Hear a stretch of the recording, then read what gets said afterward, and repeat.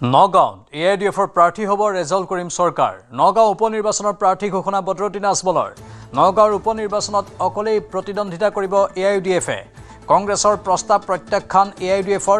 শিৱসাগৰৰ পৰা উপনিৰ্বাচনৰ প্ৰাৰ্থী ঘোষণা এআইডিএফ প্ৰধানজনৰ। কংগ্ৰেছে নগাঁও জয়ৰ বাবে সহায় ভিক্ষা কৰিছিল এআইডিএফক। কংগ্ৰেছৰ প্ৰস্তাৱ প্ৰত্যাখ্যানৰ স্পষ্ট ঘোষণা কৰিছে বদৰুদ্দিন আজমলে। কংগ্ৰেছৰ লগত কোনো কাৰণতে মিত্ৰতা নকৰে বদৰুদ্দিন আজমলে। কংগ্ৰেছে ভাৰত আৰু অসমক ডুবালে বুলি কটাক্ষ আজমলৰ। নগাঁও ইলেকশ্যন দিম, কেণ্ডিডেট দিম, মই যাম।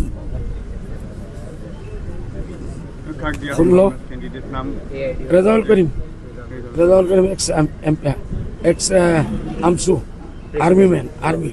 কংগ্ৰেছৰ লগত কিবা মিত্ৰতা না কংগ্ৰেছে ডুবাইছে। এই ভাৰতক ডুবালে কংগ্ৰেছে, এই অসমক ডুবালে কংগ্ৰেছে। আমি আৰু কংগ্ৰেছলৈ কৰিম। কংগ্ৰেছ বিজেপিৰ বি টিম, আমি নহয়। কিবা ষ্ট্ৰেটেজি বা তেনেকুৱা কিবা এক্সপ্লেইন কৰিব নেকি? না কোনো ষ্ট্ৰেটেজি থাকিলে লুকাই পেলাই ষ্ট্ৰেটেজি থাকিব নেকি? ষ্ট্ৰেটেজি ছেক্ৰেট বস্তু, সেইটো চাহিমাত আপোনালোকে খবৰ পায়। শিৱসাগৰ বন্যাত্ৰৰ কাৰণে যিসকল বানত দুখ দুৰ্গতি আছে তেওঁলোকৰ কাৰণে কিবা নতুন পৰিকল্পনা আছে নেকি আপোনাৰ? কোনো কল্পনা নাই। এতিয়া শত্ৰু বহুত হৈছে মাৰ্কেটত, আপোনালোকে দেখিছে। মই যিফালে গৈ আছোঁ শত্ৰু আহি পৰিছে। সেইটো কাৰণে চুপ থকা ভাল। যিটো হ'ব আমি কৰিম। মাথা কম, কাম বেছি কৰা ভাল। আৰু আজমলৰ ঘোষণাৰ পাছতে প্ৰতিক্ৰিয়া ৰেজাউল কৰিম চৰকাৰৰ। উপনিৰ্বাচনত যুঁজিবলৈ সাজু ৰেজাউল কৰিম চৰকাৰ। অৱশ্যে সভাপতিয়ে এতিয়ালৈ ব্যক্তিগতভাৱে জনোৱা নাই বুলি তেওঁ উল্লেখ কৰিছে। দলে যাকেই টিকট দিয়ে তেওঁকেই আঁকোৱালি ল'ম। কংগ্ৰেছৰ সৈতে মিত্ৰতা সন্দৰ্ভতো স্পষ্টীকৰণ ৰেজাউল কৰিমৰ। কংগ্ৰেছক যোৱাবাৰ আমি সহযোগিতা বিচাৰিছিলোঁ, কিন্তু আমাক সহযোগিতা নকৰিলে। কংগ্ৰেছক সহায় কৰিলে আজি জয়ী হ'ব, কাইলৈ বিজেপিত যোগ দিব। ৰাইজ আকৌ ভোটদানৰ শাৰীত থিয় হ'ব লাগিব।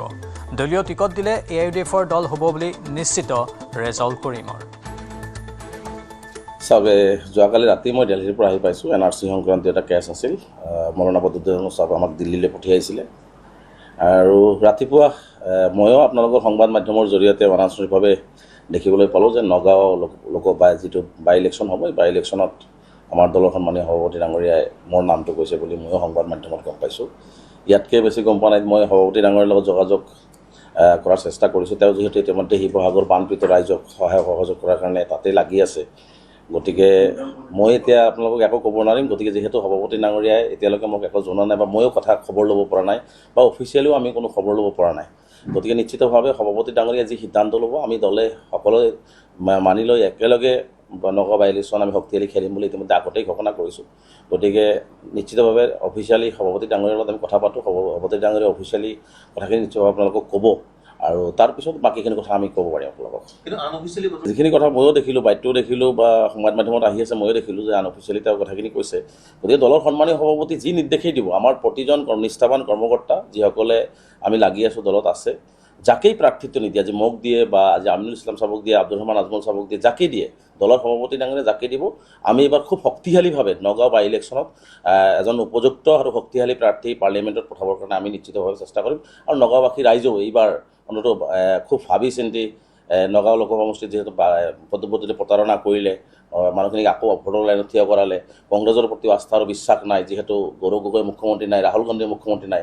গতিকে তেনে ক্ষেত্ৰত নগাঁও লোকসভা সমষ্টিৰ উন্নয়নৰ লগতে সমগ্ৰ অসমৰ সংখ্যালঘু ৰাইজৰ ওপৰত যি নিৰ্যাতন বিজেপি চৰকাৰে চলাইছে, নগাঁৱতো যি নিৰ্যাতন চলাই আছে, বিভিন্ন সময়ত সমস্যাৰ সৃষ্টি কৰিছে, গতিকে এইবিলাক প্ৰতিহত কৰিবৰ কাৰণে আৰু অসমৰ উন্নয়নৰ কাৰণে পাৰ্লিয়ামেণ্টত শক্তিশালীভাৱে এটা ভূমিকা ৰাখিবৰ কাৰণে নগাঁওবাসী ৰাইজে এইবাৰ বিবেক বিবেচনা কৰি ভোটদান কৰিব ইউডিএফ দলৰ প্ৰাৰ্থীক, আৰু আমি সেইমতেই এইবাৰ নিৰ্বাচনত অৱতীৰ্ণ হ'ম আৰু সেইমতেই আমাৰ দলে প্ৰাৰ্থিত্ব প্ৰকাশ কৰিব।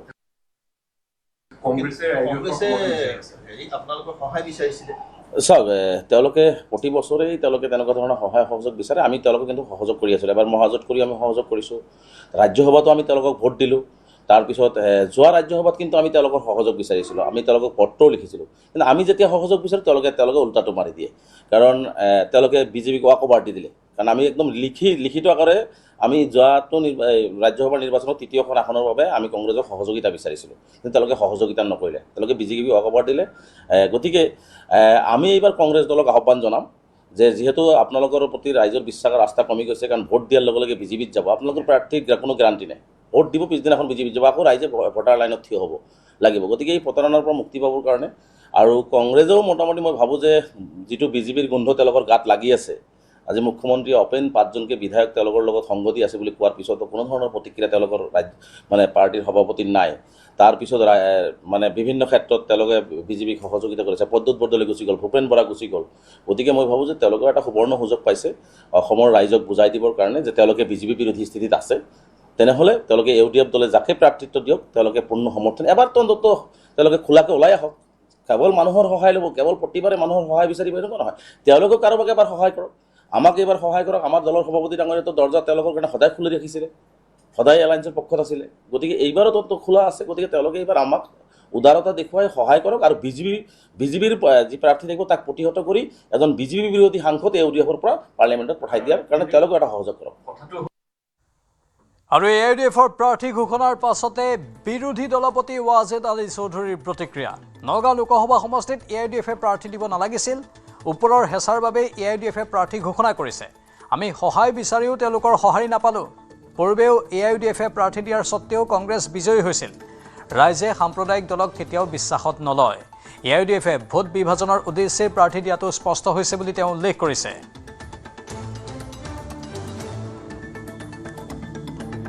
কাৰোবাৰ প্ৰেছাৰ থকাৰ কাৰণে তেওঁলোকে প্ৰাৰ্থী দিছে।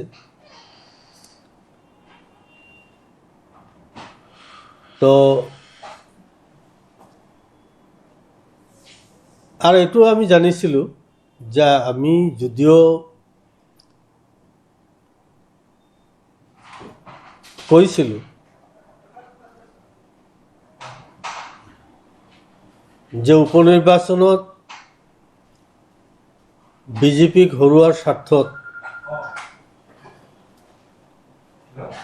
AUDFে প্ৰাৰ্থিত্ব নিদি পেলাই আমাক ছাপোৰ্ট কৰিব লাগে। কিন্তু আমি জানো যে আমাৰ এই কথাত তেওঁলোকে গুৰুত্ব নিদিব, কাৰণ তেওঁলোকে বেলেগ ফালৰ পৰা এটা প্ৰেছাৰত আছে। গতিকে ভোট বিভাজনৰ কাৰণে তেওঁলোকে প্ৰাৰ্থিত্ব দিবই। ইয়াৰ আগতো UDFে প্ৰাৰ্থিত্ব দিছিল। তথাপিও আমি এবাৰ নহয় দুবাৰ কনজিকিউটিভ 2 টাৰ্মছ আমি কংগ্ৰেছ দলে তাৰ পৰা জিকি আহিছোঁ। UDF দলে প্ৰাৰ্থিত্ব দিলেও আমি নগাঁও লোকসভা সমষ্টিত উপনিৰ্বাচনত আমি কংগ্ৰেছ দলে জিকি আহিম, ইয়াত কোনো সন্দেহ নাই। কিন্তু ভোট বিভাজনৰ কাৰণে মানে দুইটা দলৰে প্ৰব্লেম হ'ব নেকি? তেওঁলোকৰো ৰাইজে সিদ্ধান্ত ল'ব। কিন্তু প্ৰাৰ্থিত্ব দিলেই যিটো উদ্দেশ্যে প্ৰাৰ্থিত্ব দিছে ভোট বিভাজনৰ উদ্দেশ্যে, কিন্তু সেইটো ৰাইজে কিন্তু নামানে। ৰাইজে ইউনাইটেডলি কংগ্ৰেছৰ পক্ষতে ভোট দিব। নগাঁৱত AUDF পৰাজিত হ'ব। মই ব্যক্তিগতভাৱে বিচৰা নাছিলোঁ কংগ্ৰেছৰ লগত AUDFৰ মিত্ৰতা হোৱাটো। AUDFে প্ৰাৰ্থী দিয়াটো তেওঁলোকৰ ব্যক্তিগত কথা। নগাঁও আসনখন কংগ্ৰেছৰ, তাত কংগ্ৰেছেই জয়লাভ কৰিব। তেওঁলোকে পূৰ্বতে নগাঁৱত প্ৰাৰ্থী দিছিল কিন্তু পৰাস্ত হৈছিল। নগাঁও লোকসভা সমষ্টিত AUDFৰ প্ৰাৰ্থী দিয়া সন্দৰ্ভত মন্তব্য কৰিছে বিধায়ক তথা বিৰোধীৰ উপদলপতি জয়প্ৰকাশ দাসে এনেধৰণে।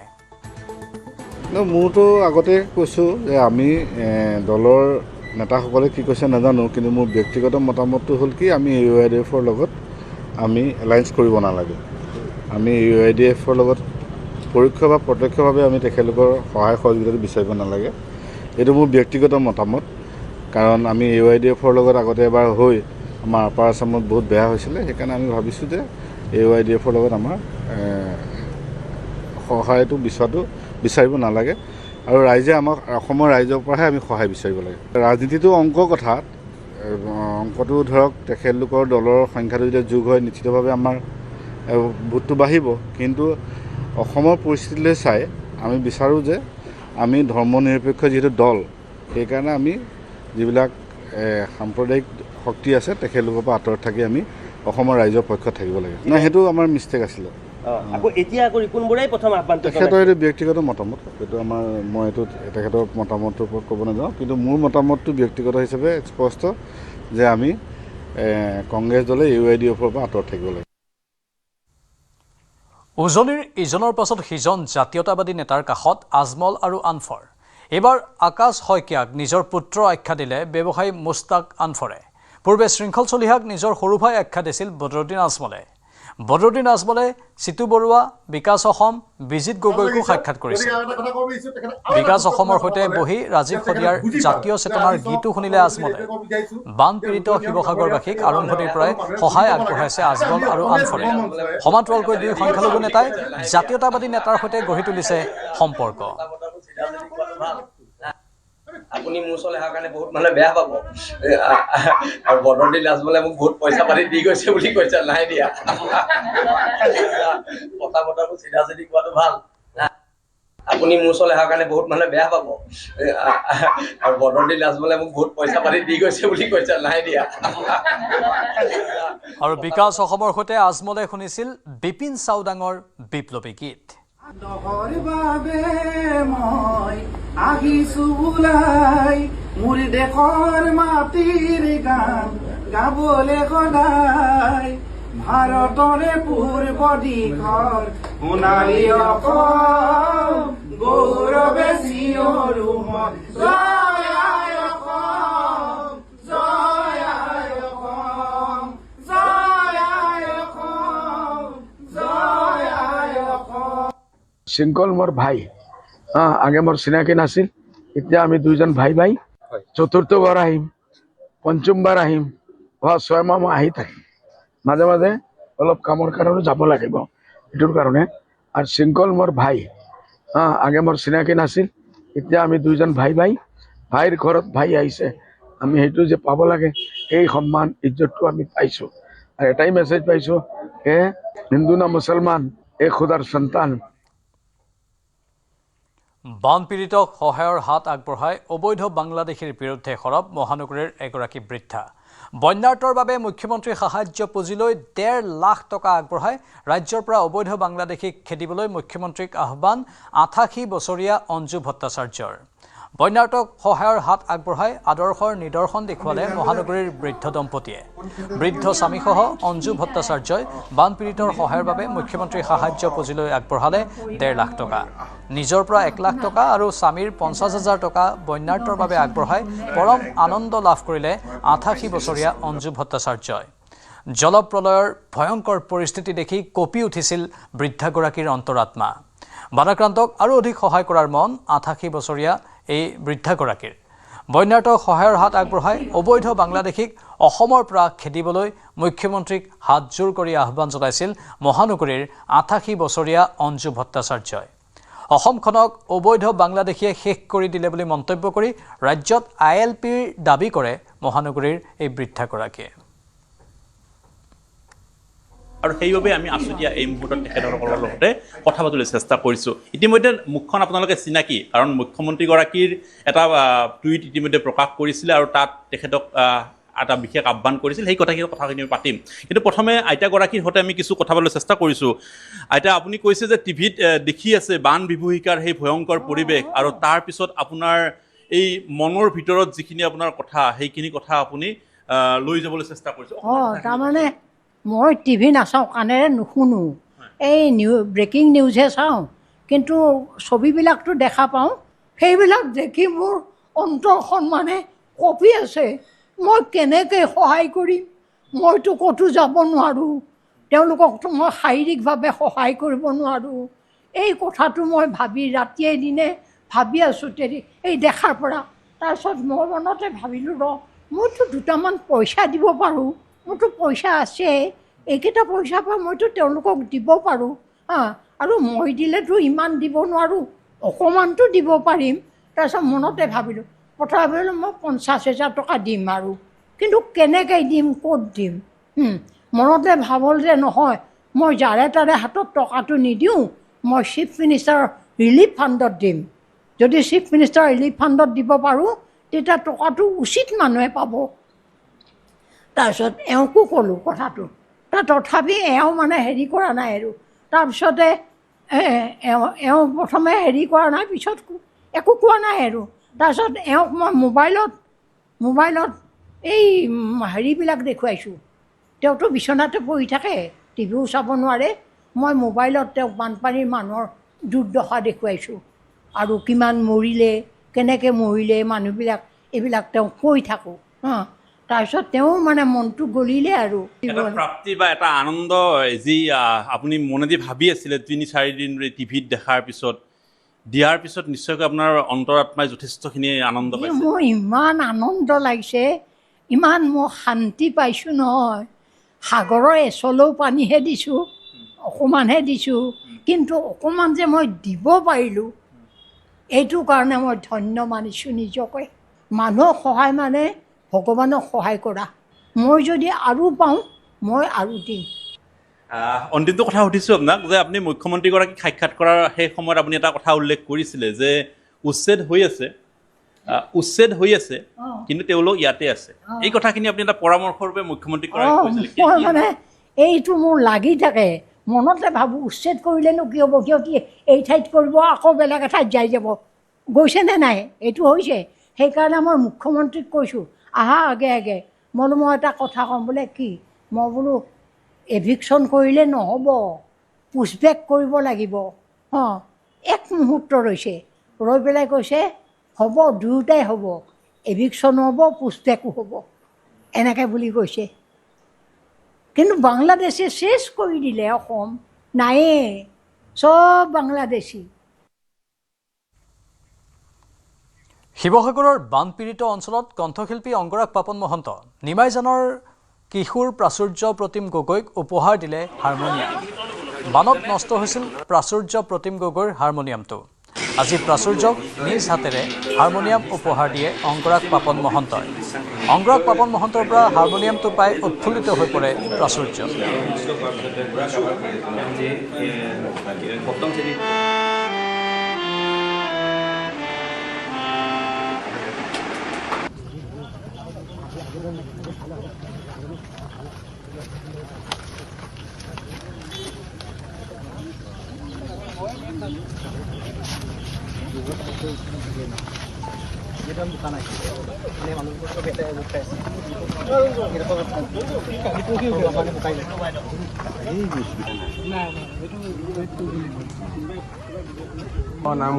সেইকাৰণে বুজি দিছোঁ, কাৰণে একেটা বস্তু ওপৰৰ ওপৰত কৰিলে আমি ইমান দিনে দিও আহিছোঁ।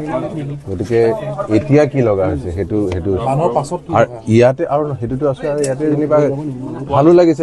যেনেকুৱা এই ল'ৰাকেইটা ক'ত গ'ল, ই কৈ আছে যোনটো ল'ৰা গাঁওখনৰ ল'ৰাটো, সি কৈছে যে মোক নালাগে, তাৰমানে এই 10খন ঘৰ আছে যিকেইখন সিহঁতৰ মাজতে মিলাই মেলি যে যিকেইখনত নাই এইবাৰ তুলি ইয়াৰ পিছত আঁঠুৱা, মানে যিকেইখনে পাইছে বহুত মানুহে দিছেতো, চ' সেইটো এনেই দি থৈ যোৱাতকৈ তেওঁলোকেও মিলাই লৈছে যে ইয়াত 20 ঘৰ লাগে।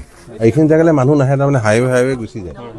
সেইটো কৈছে যে হাইৱে নহয়, মেইন ৰোডটোদি গুচি যায় মানুহখিনি।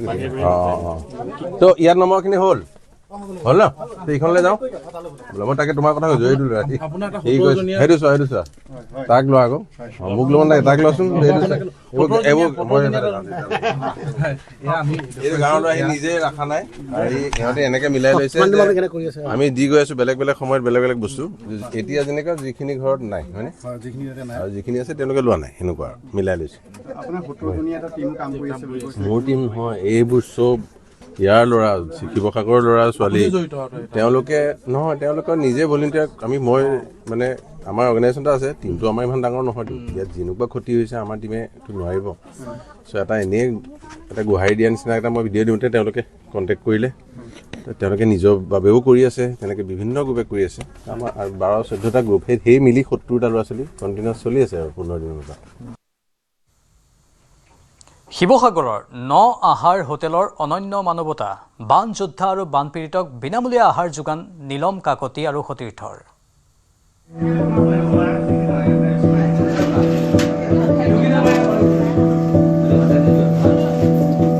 19 জুলাই ভয়ংকৰ বান আৰু তাৰ পাছৰে দিনকেইটা এক হাহাকাৰ পৰিস্থিতি।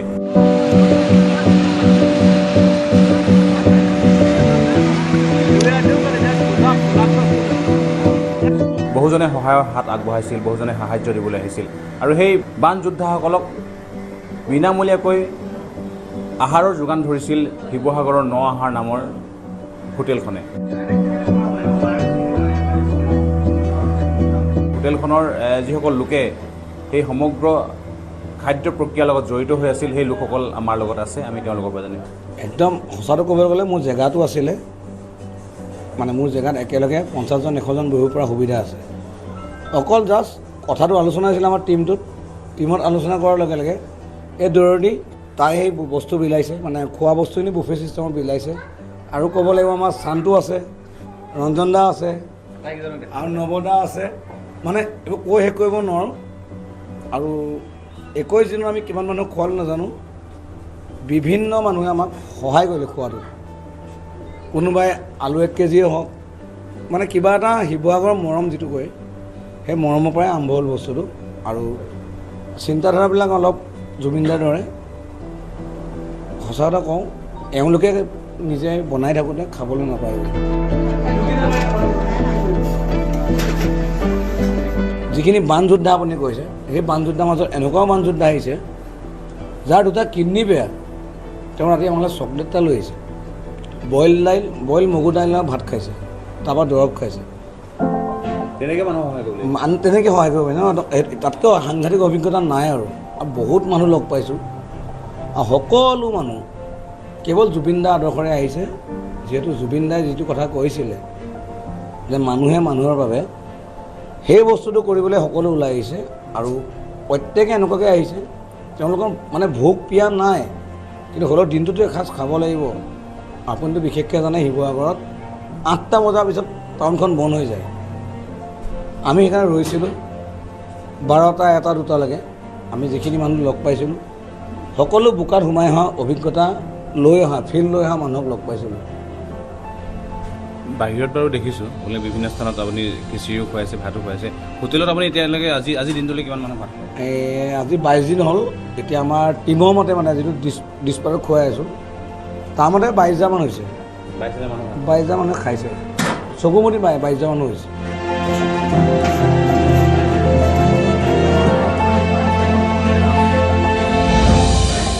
হয়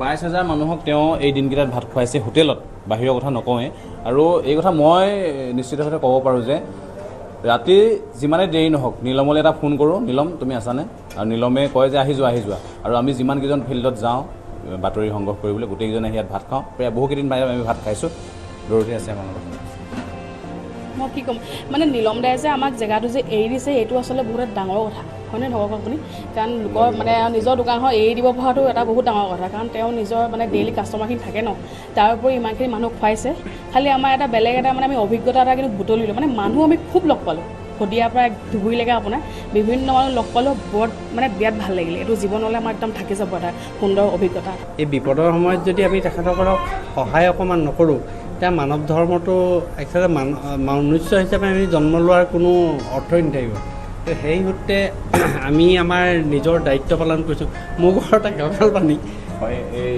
যি ন আহাৰৰে যি নিদৰ্শন দেখালে সেই নিদৰ্শন সঁচাই লাগিবলগীয়া আৰু এজন ব্যক্তি আছে আমাৰ লগত আমি তেওঁৰ পৰা জানো তেওঁ বহু লোকক সহায় কৰি আছে হয় আজি এইটো ন আহাৰৰ যিটো টীম এইটো লগ পাই পিনে মই নিজকে গৌৰৱ অনুভৱ কৰিছোঁ আজি 22,000 মানুহক বিনামূলীয়াকৈ ভাত খুৱাব পৰাটো এইটো ধেমালি কথা নহয় এইটো মানে এটা অস্বাভাৱিক বুলি ক'লেও কথাটো বেয়া নহয় মানে কি তাতকৈ বহুত বেছি হয় কাৰণ 22,000 ফিগাৰটো ইমান কম বস্তু নহয় আৰু সেইখিনি কেনেকৈ ধৰণে চলাই নিছে তেওঁলোকে এইখিনি মানে মই কি বুলি ক'ম বস্তুটো অনুভৱ কৰিবলৈ যাওঁতে গম পাইছোঁ যে তেওঁলোকে কিমান ডাঙৰ এটা চেলেঞ্জ মানে তেওঁলোকে অভাৰকাম কৰিছে আৰু সেইটোকে গোটেই মানে ন আহাৰৰ যিটো টীম হয় মোৰ অন্তৰৰ পৰা তেওঁলোকক মানে ধন্যবাদ আৰু মানে শুভেচ্ছা জ্ঞাপন কৰিছোঁ যাতে আহিবলগীয়া দিনখিনিতো তেওঁলোকে আৰু যিসকল মানে আহে ৰাইজলৈ সহায় আগবঢ়াই যাব পাৰে হয় আচলতে এয়া কোনো শুনা কথা নহয় আমি নিজে দেখিছোঁ ন আহাৰে কি কৰি আছে আৰু 21 তাৰিখৰ পৰা আজি পৰ্যন্ত তেওঁলোকে 22,000 লোকক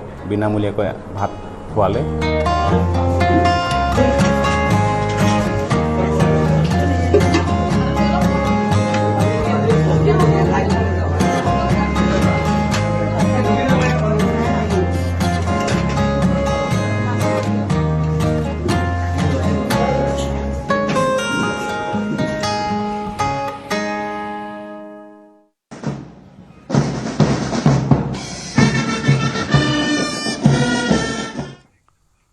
মাজত মাত্ৰ এটা দিন সমগ্ৰ দেশে উদযাপন কৰিব ৮০ সংখ্যক স্বাধীনতা দিৱস, যাৰ বাবে তুংগত উঠিছে ৮০ সংখ্যক স্বাধীনতা দিৱসৰ প্ৰস্তুতি। খানাপাৰাৰ পশু চিকিৎসা মহাবিদ্যালয় খেলপথাৰত পেৰেডৰ অন্তিম অনুশীলন চলিল। পেৰেডৰ অনুশীলনত অংশগ্ৰহণ কৰে অসম আৰক্ষী, সশস্ত্ৰ সীমাবল, কমাণ্ডো বেটেলিয়ন, অসম আৰক্ষীৰ ডগ স্কোৱাডকে ধৰি নিৰাপত্তা বাহিনীৰ কেইবাটাও গোটে। অন্তিম অনুশীলনত উপস্থিত থাকে আৰক্ষী সঞ্চালক প্ৰধান আৰু মুখ্য সচিবো। সমগ্ৰ দেশজুৰি গণতন্ত্ৰৰ এই বৃহৎ উৎসৱক লৈ চলিছে ব্যাপক প্ৰস্তুতি। স্বাধীনতা দিৱসৰ কেন্দ্ৰীয় সূচীৰ পেৰেডৰ বিহুৰ সংযোজনৰ খবৰ আহিছে। ফাৰ্ষ্ট বেটেলিয়ন NCC প্লাটুনে পেৰেডৰ মাজত প্ৰদৰ্শন কৰিব বিহু। খানাপাৰাত উপস্থিত আছোঁ আৰু খানাপাৰাত যিহেতু কেন্দ্ৰীয়ভাৱে স্বাধীনতা দিৱসৰ কাৰ্যসূচী অনুষ্ঠিত হ'ব আৰু তাৰ অন্তিম পেৰেডৰ কাৰ্যসূচী বৰ্তমান চলি আছে। প্ৰভাস সিং আছে, প্ৰভাস সিঙে এই মুহূৰ্তত দেখুৱাইছে এয়া অসম আৰক্ষীৰ বেটেলিয়ন, যি বেটেলিয়ন অসম আৰক্ষীৰ জোৱান, সেই জোৱানসকলে এইদৰে পেৰেডত অংশগ্ৰহণ কৰিব। তাৰ বাবে তেওঁলোকে যোৱা এটা সপ্তাহ ধৰি খানাপাৰা পশু চিকিৎসা মহাবিদ্যালয় খেলপথাৰত তেওঁলোকে অনুশীলন চলাই আছিল আৰু এই মুহূৰ্তত ৰাজ্যৰ আৰক্ষী সঞ্চালক প্ৰধান, ৰাজ্যৰ মুখ্য সচিবগৰাকীৰ উপস্থিতিত এই মুহূৰ্তত এইদৰে অসম আৰক্ষীৰ জোৱান বীৰাংগনাসকলে এইদৰে পেৰেডত অংশগ্ৰহণ কৰি তেওঁলোকে অন্তিম যি অনুশীলন, এই অনুশীলনত তেওঁলোকে অংশগ্ৰহণ কৰিছে। মুখ্যমন্ত্ৰী ডক্টৰ হিমন্ত বিশ্ব শৰ্মাৰ উপস্থিতিত যি পতাকা উত্তোলন হ'ব, তাত তেওঁলোকে পেৰেডত অংশগ্ৰহণ কৰিব, মুখ্যমন্ত্ৰীগৰাকীক অভিবাদন জ্ঞাপন কৰিব। আৰু এয়া হৈছে 04 Assam commando battalion passing out 2025-ত তেওঁলোকে পাছিং আউট হৈ অহা আৰু আহি তেওঁলোকে পেৰেডত এইবাৰ অংশগ্ৰহণ কৰিব। আছাম পুলিচৰ বেণ্ড, ঘোষ বেণ্ডে এইদৰে তেওঁলোকে অন্তিম যি অনুশীলনত তেওঁলোকে গোটেই পেৰেডক নেতৃত্ব দিছে। অসম আৰক্ষীৰ এয়া হৈছে বেটেলিয়নসকল। আৰু এইবাৰ খুব ভাল খবৰ, ভাল কথা যে অসমৰ কেন্দ্ৰীয় কাৰ্যসূচীত প্ৰথমবাৰৰ বাবে ত্ৰিপুৰাৰ আৰক্ষীয়ে পেৰেডত অংশগ্ৰহণ কৰিব। 29 আছাম বেটেলিয়ন এই জোৱানসকল। আৰু এয়া হৈছে অসম আৰক্ষীৰ CSFF আৰু অসম আৰক্ষীৰ সংশ্লিষ্ট এটা দল, যিসকলে NDRF আৰু SDRF যি জৰুৰীকালীন সেৱাৰে তেওঁলোকে ভৰ্তি হৈ থাকে। এয়া NCC আৰু NCCৰ এইসকল হৈছে গুৱাহাটী মহানগৰীৰ কেইবাখনো শিক্ষানুষ্ঠানৰ সংমিশ্ৰিত ইয়াত শিক্ষাৰ্থীসকল। এয়া হৈছে NCCৰ ছাত্ৰী গোট। এয়া শিক্ষাৰ্থীসকল হৈছে SFS গুৱাহাটীৰ যি ফাৰ্ষ্ট NCC বেটেলিয়নৰ এই জোৱানসকল। এই ছাত্ৰীসকলে কাইলৈ সাংস্কৃতিক অনুষ্ঠানতো তেওঁলোকে অংশগ্ৰহণ কৰিব। তেওঁলোকে NCCৰ মাজতে যি তেওঁলোকৰ পাৰদৰ্শিতা, সেই পাৰদৰ্শিতাৰ মাজত তেওঁলোকে এইবাৰ বিহু নৃত্য প্ৰদৰ্শন কৰিব। বিহুৰ সংযোজন ঘটোৱা হৈছে। এয়া আছাম পুলিচৰ ডগ স্কোৱাড।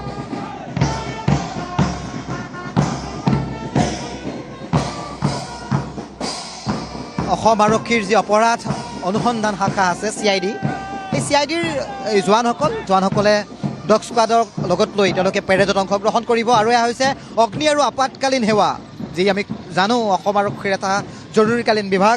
সেই জৰুৰীকালীন বিভাগে যি অত্যাধুনিক তেওঁলোকৰ যি ব্যৱস্থা বা যি ৰাইডিং যি ব্যৱস্থাৰ মাজেৰে তেওঁলোকে দুৰ্যোগ সময়ত তেওঁলোকে যি খুব ওচৰলৈ গৈ তেওঁলোকে পৰিস্থিতিৰ সৈতে মোকাবিলা কৰে। এই আপাতকালীন সেৱাও এইবাৰ এয়া এটা তেওঁলোকৰ নতুন সংযোজন। আৰু 25টা প্লেটুনৰ ভিতৰত এয়া হৈছে আছাম আৰক্ষীৰ হৰ্চ স্কোৱাডে ইয়াত অংশগ্ৰহণ কৰিব। আৰু যিহেতু দেখিছোঁ আমি DGP গৰাকী আছে, ৰাজ্যৰ আৰক্ষী সঞ্চালক প্ৰধান, লগতে চিফ ছেক্ৰেটাৰী মুখ্য সচিব ৰবি কোটা ডাঙৰীয়া আছে। আৰু তেওঁলোকে আমি দেখুৱাইছোঁ অন্তিম যি পেৰেডৰ সময়ছোৱাত তেওঁলোকে খুব সূক্ষ্ম দৃষ্টিৰে গোটেই পৰিস্থিতি পৰিৱেশ তেওঁলোকে এবাৰ বুজ ল'বলৈ চেষ্টা কৰিছে। আমি দেখিছোঁ ইয়াত ছিকিউৰিটি বিভাগৰ অসম আৰক্ষীৰ যিসমূহ জৰুৰীকালীন বিভাগ আছে, বিভাগৰ লোকসকলো আছে। গতিকে আমি মুখ্য সচিব ডাঙৰীয়াৰ পৰা কিছু কথা জানিব চেষ্টা কৰিম।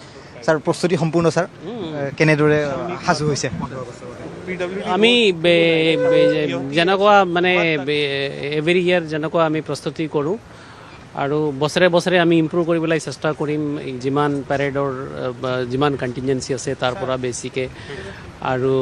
বেছিকৈ পাব্লিকো পাৰ্টিচিপেট কৰে, ভাল কালচাৰেল প্ৰগ্ৰাম হয়। আৰু আমাৰ বাকী সকলো যিমান সুবিধাকৈ আহি চাব পাৰে তাৰ কাৰণে সুবিধা খোৱা পানী এতিয়া আজিকালি গৰম দিন আছে গতিকে সেইটো আমাৰ গোটেই কণ্টিনজেঞ্চৰ মানুহকো আমি সুবিধা দিব পাৰোঁ।